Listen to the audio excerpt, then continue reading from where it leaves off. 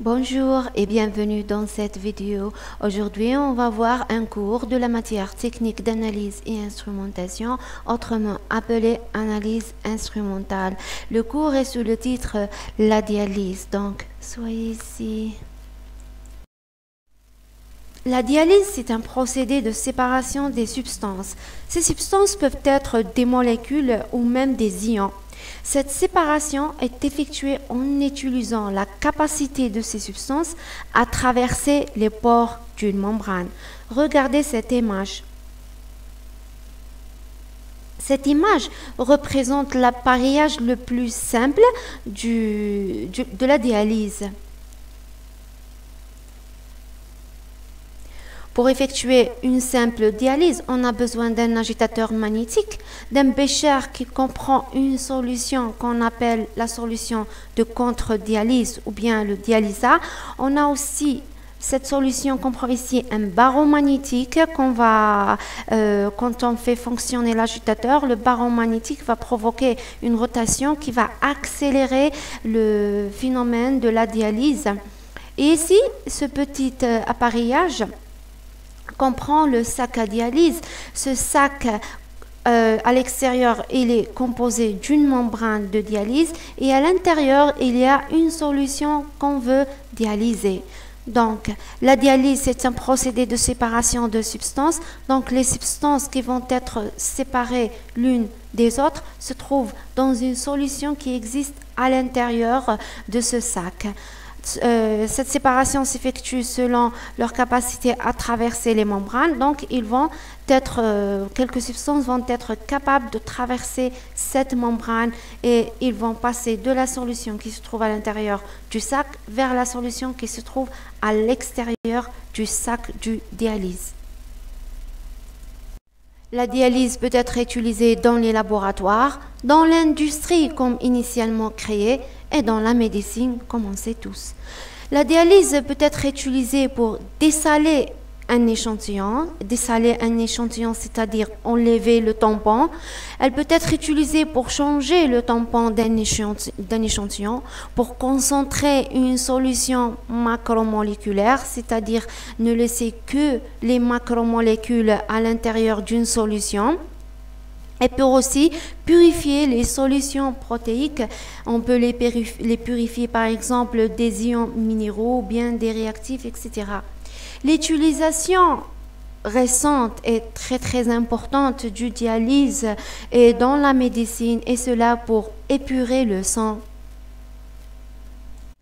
Les patients qui souffrent d'un déficit rénal, on peut utiliser pour les aider, on peut utiliser la dialyse. Dans la dialyse utilisée pour ces patients, dans la dialyse, il y a une membrane qui va épurer le sang du patient. L'épurer de quoi en fait? L'épurer des déchets, l'épurer de l'urée, de la créatine. En général, l'épurer des substances qui sont considérées comme poison. Et ainsi, à la fin du dialyse, le sang retournera à l'organisme de ce malade étant propre de ces déchets. Donc, on voit qu'aujourd'hui, cette technique qui, en laboratoire, apparaît comme une technique très simple, en médecine, elle est en train de sauver des vies. La membrane de dialyse, c'est une barrière qui sépare deux liquides. Elle est semi-perméable et relativement mince. Lorsqu'on dit que la membrane sépare deux liquides, c'est-à-dire que dans la technique de dialyse, on a une séparation des substances et cette séparation est liquide-liquide. C'est-à-dire qu'on a les substances qui se trouvent à l'intérieur de la première solution et on a la deuxième solution qui se trouve par exemple dans cet exemple à l'intérieur du bécher. Donc la membrane va séparer les deux solutions, les deux liquides, non? Quand on dit que cette membrane est semi-perméable, c'est-à-dire qu'elle est perméable pour quelques molécules et elle ne l'est pas pour d'autres molécules. C'est-à-dire que quelques molécules vont passer à travers cette membrane et d'autres ne vont pas passer. Et cela selon les pores. On va voir cela dans les diapos prochains. Par contre, Vous pouvez trouver dans la littérature des références qui disent que la membrane, elle est perméable. Oui, on peut dire que la membrane, elle est perméable pour les substances qui vont passer à travers la membrane, mais elle n'est pas perméable pour d'autres substances qui ne vont pas passer. C'est pour ça que c'est préférable de dire une membrane semi-perméable. On fait un peu d'historique sur la nature de la membrane. Initialement, cette membrane était en parchemin, un type de papier traité à l'acide sulfurique puis lavé. Puis, elle était en porcelaine poreuse, un peu recouverte d'acide salicylique. Aujourd'hui et plus récemment, les membranes de la dialyse dérivent de la cellulose ou de polymères de synthèse. Le principe de la technique de dialyse est la diffusion des molécules à travers la membrane selon un gradient de concentration. Donc, on voit ici que la dialyse peut être différente de la filtration qui utilise aussi une membrane en termes que dans la filtration, il y a une contrainte de pression. Les substances peuvent être filtrées par pression. Par contre, dans la dialyse, les substances vont diffuser à travers une membrane grâce au gradient de concentration. Dans les diapos suivants, on va comprendre comment ça marche. Donc, à partir du principe de la dialyse, on peut tirer et comprendre le mécanisme.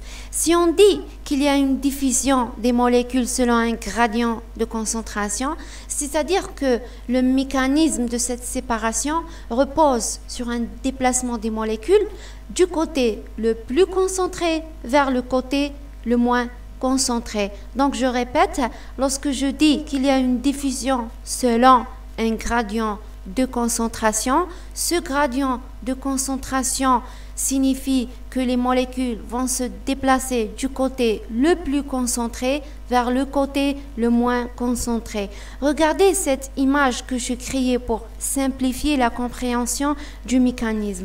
On a un côté plus concentré, c'est-à-dire qu'il y a un liquide plus concentré qu'un autre liquide moins concentré. Entre ces deux liquides, il y a la membrane. Je répète, on a deux liquides. Un liquide plus concentré, un autre moins concentré. Entre eux, il y a la membrane de la dialyse. Les substances que je veux séparer vont se déplacer du côté le plus concentré vers le côté le moins concentré. C'est ça le mécanisme de la dialyse. Intervient ainsi la question qu'on peut se poser, mais quelle substance va se déplacer du plus concentré vers le moins concentré? Si j'imagine que ma solution ici comprend plusieurs substances, quelle substance va se déplacer exactement? Pour comprendre, voyons le diapo suivant. Dans la technique de la dialyse, on utilise une membrane. On prend l'exemple, cette membrane, par exemple, représente une membrane de dialyse. Elle contient des pores. Ces pores vont servir à la séparation des molécules. La chose la plus importante dans la membrane, c'est de connaître sa limite d'exclusion ou ce qu'on appelle cut-off.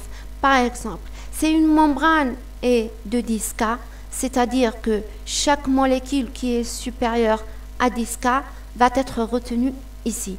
Par contre, toute molécule qui est inférieure à 10K va pouvoir passer à travers ces pores. On prend un exemple. Les ions qui sont de 23 delta vont passer à travers ces pores.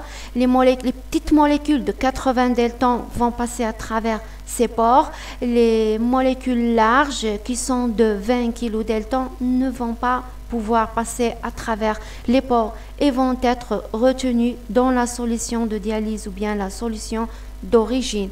Donc on voit ici que le déplacement des molécules d'une solution qu'on considère plus concentrée vers une solution qu'on considère moins concentrée dépend des pores de la membrane. Les molécules qui vont se déplacer sont celles qui ont une taille inférieure aux pores de la membrane et ainsi elles vont pouvoir passer à travers la membrane. Dans la technique de la dialyse, ces molécules qui vont passer ou ne vont pas passer à travers la membrane ont des appellations différentes. Les petites molécules qui sont petites par rapport aux pores des membranes sont appelées des molécules diffusibles parce qu'ils sont capables de passer ou bien de diffuser à travers la membrane. Par contre, les grosses molécules qu'on qualifie de grandes par rapport à la membrane sont dites non diffusibles, et cela parce qu'elles ne peuvent pas diffuser à travers la membrane. Donc, on a deux types de molécules dans ce système, des molécules diffusibles et autres non diffusibles. Plusieurs autres termes sont importants dans la technique de la dialyse. Par exemple, le boudin. Le boudin, c'est le sac de la dialyse. C'est ce sac à l'intérieur duquel est placée la solution qu'on veut dialyser. Cette solution qu'on veut dialyser, après la technique de dialyse, on peut l'appeler le rétentat. Elle est appelée ainsi pour exprimer qu'il y a des substances qui ont été retenues à l'intérieur de cette solution. Ils ont été retenus parce qu'ils n'ont pas diffusé. Puisqu'ils sont retenus, on a décidé d'appeler cette solution rétentat. Par contre, le terme dialysa, diffusa ou bien contre-dialyse est utilisé pour nommer la solution qui se trouve à l'extérieur de la membrane, à l'extérieur du boudin, parce que la membrane en fait existe dans le boudin, c'est l'interface du boudin. Donc cette solution qui existe ici, qui est une grande quantité, elle est appelée dialysa. Pourquoi ?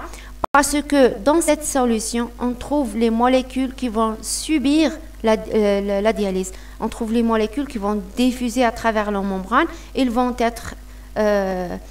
exister ici, et c'est pour ça qu'on l'appelle dialysa diffusa, ou elle est appelée aussi contre-dialyse. Pour résumer la méthode de la dialyse, on peut dire que la première chose à faire et de mettre un échantillon qui est en solution, qui contient les substances à séparer. On va le mettre à l'intérieur de la membrane, comme vous voyez dans cette figure qui simplifie. À l'aide d'une seringue, il est en train de déposer sa solution qui constitue son échantillon et qui contient les différentes substances à séparer. Il va déposer à l'intérieur de ce sac ou bien qui peut être aussi un boudin, où se trouve à l'extérieur ou bien dans son interface se trouve la membrane. La deuxième chose à faire, c'est de mettre la membrane à l'intérieur d'une grande quantité de solution qu'on a appelé, si vous vous souvenez, le contre-dialyse ou bien le diffusa. Donc ici, quand vous voyez cette image simplifiée, le boudin qu'on ferme d'une extrémité à l'autre va être déposé dans cette solution. Ici, c'est une figure dessinée et ici, c'est la réalité. Elle est déposée aussi dans un agitateur et dans laquelle on dépose aussi le barreau magnétique pour provoquer une petite rotation qui permet d'accélérer le phénomène. Donc, au cours du temps, qu'est-ce qui se passe? Les petites molécules qui peuvent être diffusées, à travers la membrane, vont diffuser et vont se déplacer de l'intérieur de la membrane ou bien de l'échantillon initial vers l'extérieur de la membrane ou bien vers la solution dialysa ou bien diffusa. Ils vont être ici, ils vont se déplacer vers ici à travers les pores membranaires. Cette solution qui existe à l'extérieur ou bien le contre-dialyse, elle doit être remplacée à intervalles réguliers pour respecter l'équilibre. De quel équilibre je parle ici? On doit savoir que c'est comme cette technique, le mécanisme de cette technique repose sur le fait que des molécules vont se déplacer par gradient de concentration d'un milieu plus concentré vers un autre moins concentré. On doit respecter cet équilibre parce qu'à certains temps, ces molécules, lorsqu'elles se déplacent, il va y avoir un équilibre de concentration entre l'intérieur et l'extérieur. De ce fait, si je continue à favoriser ce déplacement, on peut avoir le sens inverse, c'est-à-dire que le milieu extérieur peut avoir une concentration plus élevé que le milieu intérieur et cela va provoquer le phénomène inverse.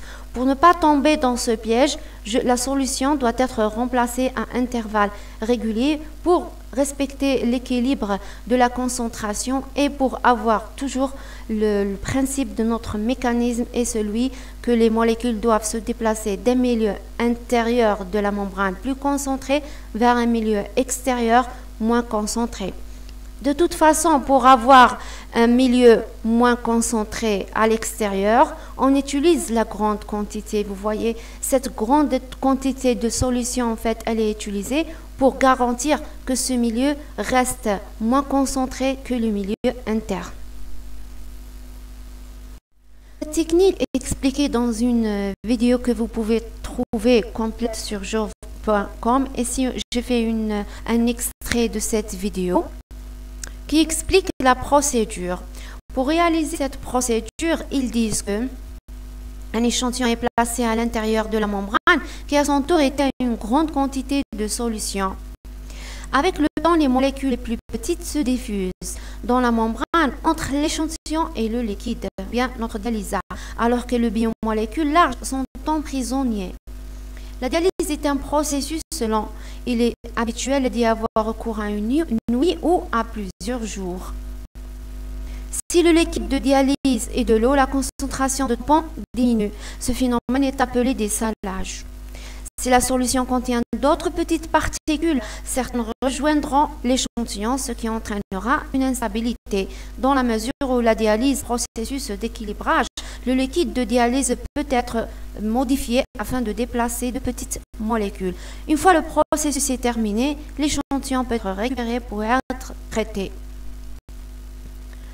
Donc, la vidéo suivante explique cela dans le laboratoire. Je vous invite à la voir.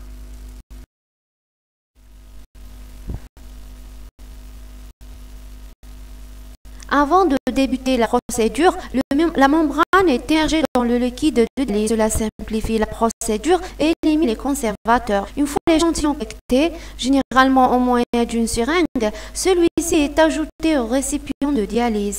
Cela peut avoir lieu par intubation ou par cassette. L'excédent d'air est éliminé du système de dialyse afin d'augmenter la surface d'échantillonnage. L'échantillon est ensuite placé dans le liquide, puis mélangé afin d'accroître sa diffusion. L'échantillon devrait flotter pendant le mélange. Le liquide est remplacé à intervalles réguliers pour respecter l'équilibre entre échantillon et liquide. Après le dernier remplacement, la solution repose généralement toute une nuit. Après une période suffisante, un échantillon sans tampon est extrait de la cassette. Une fois récupéré, l'échantillon peut être analysé ou traité en fonction de la nature de l'expérience.